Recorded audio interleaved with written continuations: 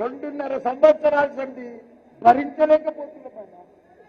దినం గడిచేది కష్టమైపోయింది కాంగ్రెస్.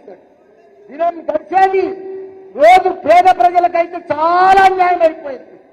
అన్ని అబద్ధాలు చెప్పారు, ప్రభుత్వంలోకి వచ్చింది ఇంకా చూడ మాటలు, దబాబు, దాగులు, కూలగొట్టడు, హైడ్రా.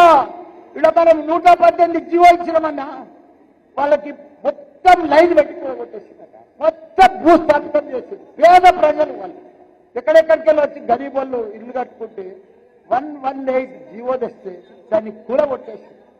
మనం ఎంతో మందికి 59 జీవో ఇస్తే కూడా అల్ల కూడా కూలగొట్టిరన్న వాళ్ళు.